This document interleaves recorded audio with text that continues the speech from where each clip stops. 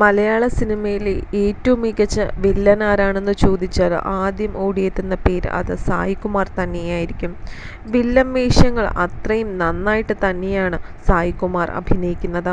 അദ്ദേഹത്തിനൊപ്പം നിൽക്കാൻ മറ്റൊരു നടനില്ല എന്ന് പറയുന്നത് തന്നെയായിരിക്കും സത്യവും. നായക വേഷത്തിൽ നിന്നുമാണ് വില്ലൻ വേഷങ്ങളിലേക്ക് എത്തുന്നത്. സ്വഭാവ നടനായും ഹാസ്യ നടനായുമൊക്കെ തകർത്താടിയ സായികുമാറിന് മലയാള സിനിമയിൽ തൻ്റെതായ ഒരു സ്ഥാനം തന്നെയുണ്ട്. മലയാളത്തിലെ ഹാസ്യ താരമായ ബിന്ദു പണിക്കരാണ് സായികുമാറിന്റെ ഇപ്പോഴത്തെ ഭാര്യ. രണ്ടുപേരുടെയും രണ്ടാം വിവാഹമാണിത്. ബിന്ദു പണിക്കർക്കും സായികുമാറിനും ആദ്യ ബന്ധത്തിൽ ഓരോ പെൺമക്കളുണ്ട്. സായികുമാറിന്റെ ആദ്യ വിവാഹത്തിലെ മകളുടെ പേര് വൈഷ്ണവി എന്നാണ്. 1986 പ്രസന്നകുമാരിയുമായിട്ടാണ് സായികുമാറിന്റെ ആദ്യ വിവാഹം നടക്കുന്നത്.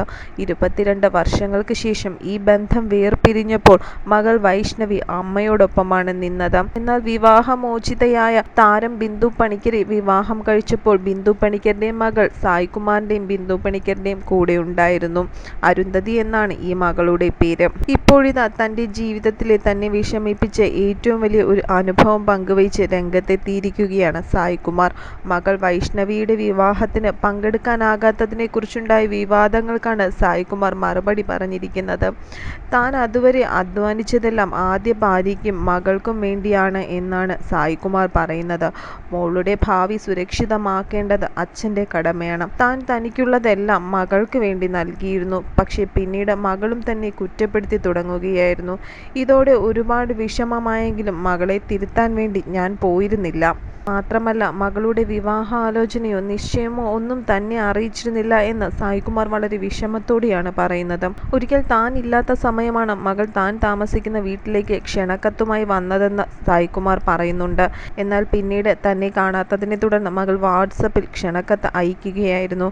എന്നാൽ അതിഥികളിൽ ഒരാളായി മകളുടെ വിവാഹത്തിൽ പങ്കെടുക്കണ്ട എന്ന് തോന്നിയത് കൊണ്ടിട്ടാണ് താൻ മകളുടെ വിവാഹത്തിന് പോകാതിരുന്നതെന്നും സായികുമാർ പറയുന്നുണ്ട്. എന്തായാലും ജീവിതത്തിലെ ഈ ഒരു അനുഭവം സായികുമാറിന് വലിയൊരു വേദന തന്നെയായിരുന്നു.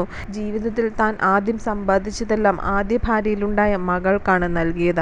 എന്നിട്ടും ആ മകളുടെ വിവാഹത്തിന് ഒരു വിരുന്നുകാരനെ പോലെ പോകേണ്ടി വരും എന്നുള്ള വേദന സായികുമാറിനെ ഇന്നും അലട്ടുന്നുണ്ട്.